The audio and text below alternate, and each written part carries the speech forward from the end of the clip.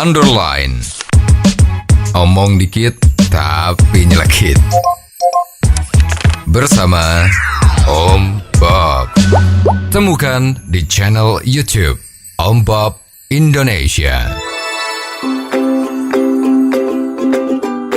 Om Bob, Mahkamah Agung menyatakan bahwa tidak ada pelanggaran etik kasasi atas kasus Ronald Tanur. Bagaimana Om Bob menggarisbawahi masalah ini? Ya, ini kasus Ronald Tanur ini kan memang agak memprihatinkan ya.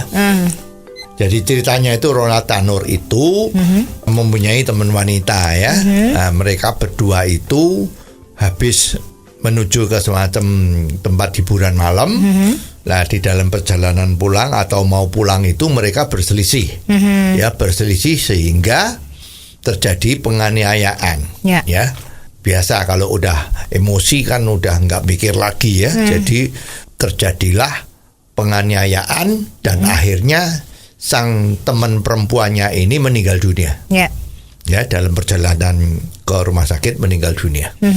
Nah, sekarang ini kan keluarganya perempuannya ini kan tidak terima kan, masa anak perempuannya juga belum nikah ya, pergi bersenang-senang pulang kok jadi jenazah. Nah, ini melakukan tuntutan ya, dan akhirnya tuntutan ini setelah diproses sama polisi terjadilah tuntutan hukumannya 12 tahun. Ya, dari melalui sidang pengadilan itu pihak kejaksaan menuntut agar ini disidang atas dasar pembunuhan, tuntutannya itu 12 tahun. Nah, apa yang terjadi semua kan sudah tahu ya. Ternyata majelis hakim yang dari Surabaya itu mengatakan atau memutuskan bahwa hukuman ini dibebaskan murni, dibebaskan pokoknya ya. Dengan alasan tidak terbukti terjadinya kesalahan pada Ronald Tanur. Jadi Ronald Tanur yang sudah ditahan itu dibebaskan. Nah, dengan adanya yang sangat kontroversial ini kan semua jadi nggak puas. Betul. Termasuk pihak kejaksaan. Dia nuntut 12 tahun kok putusannya bebas. Ini ada apa? Gitu kan? Betul. Nah, terus kejaksaan mengajukan kasasi. Ya, pokoknya naik banding lah istilahnya ya, naik banding ke MA bahwa ini terjadi sesuatu yang nggak beres, dia nggak terima lah kejaksaannya. Betul. Kejaksaannya udah bener ya.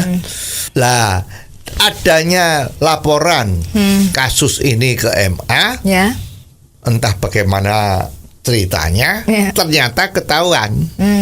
Itu kan mesti lewat maklar kasus ya. Nah, maklar kasusnya itu ketangkap.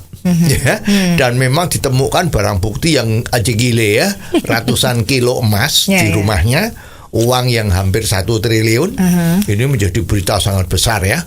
Dan akhirnya menyeret 3 majelis hakim yang ada di Surabaya yang tadi membebaskan itu. Betul.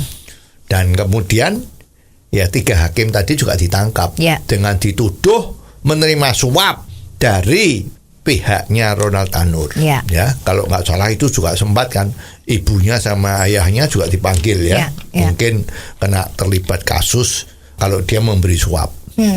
Nah, sekarang kembali ke Jakarta, ke Mahkamah Agung ya. Lah, MA putusannya nganggep bahwa ini memang terjadi nggak beres. Maka putusan pengadilan yang dari Surabaya itu dibatalkan.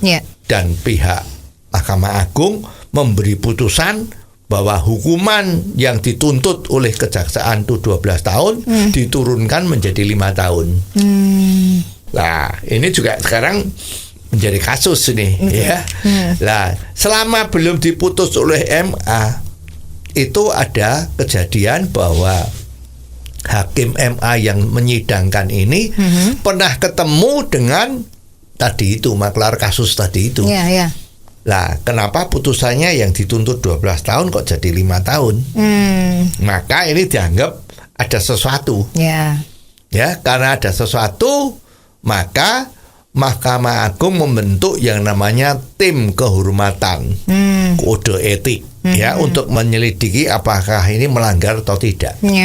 Nah, ternyata kalau kita melihat kasusnya ini, dasar pertimbangannya para penegak hukum itu untuk menuntut 12 dan 5 tahun putusannya itu adalah kejaksaan di Surabaya itu berdasarkan pasal bahwa si Ronald Tanur ini sudah mempunyai rencana untuk melakukan pembunuhan.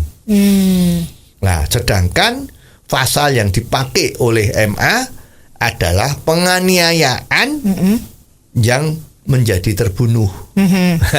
Alasannya karena si Ronald Tanur ini pada setelah mengetahui bahwa teman perempuannya tadi itu kok menjadi luka berat atau menjadi agak repot gitu, membahayakan jiwanya, si Ronald Tanur membawa teman wanitanya ini menuju ke rumah sakit. Lah ini dianggap sama hakimnya MA itu bahwa ini menunjukkan kalau ini memang penganiayaan yang kebablasan jadi meninggal. Nah, sedangkan kalau kejaksaan yang di Surabaya menganggap bahwa ini adalah pembunuhan yang direncanakan. Pokoknya dia melakukan pembunuhan. Nyatanya dari orang hidup bisa minum-minum enak-enak tiba-tiba bisa mati kan. Nah ini, lah kasus seperti ini yang dibentuk oleh Majelis Kehormatan Kode Etik MA. Nah putusannya bahwa hakim yang memutus ini tidak melanggar kode etik. Nah ini apakah ini benar atau tidak ya masyarakatlah yang harus menilai. Alasannya tadi udah cukup benar kan. Tapi kalau kita menganalisis kira-kira apa yang menyebabkan keputusan ini tidak melanggar kode etik, Om Bob? Ya, ini ada cerita lagi. Jadi pada saat ada yang ketemu sama hakim MA tadi itu, ya, konon ketemunya di Makassar ya, ada kejadian apa gitu, ada upacara-acara lah di Makassar. Nah itu mereka memang bertemu. Tetapi setelah dalam sidang mengatakan aku bertemu tidak bicara masalah ini. Jadi ini masih abu-abu dan susah dibuktikan kan. Nah ada juga teori bahwa Majelis Kehormatan Kode Etik tadi memutuskan itu sebetulnya untuk memberi gambaran kepada masyarakat dan jajaran dari pengadilan bahwa putusan hakim itu kan memang harus independen. Ya, jadi kalau sekarang dia memutuskan putusan ini ditolak putusannya Surabaya, tapi hukumannya yang 12 menjadi 5 karena alasannya beda. Nah ini adalah sebetulnya independensi dari hakim.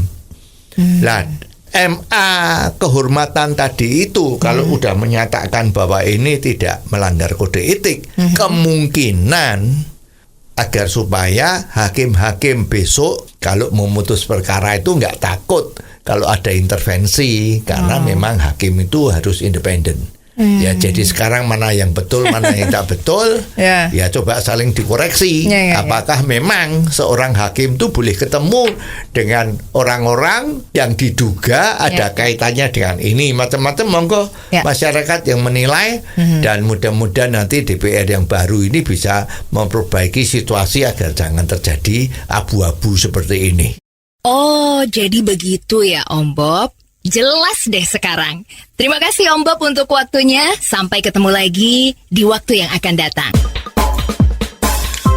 Underline. Omong dikit tapi nyelekit.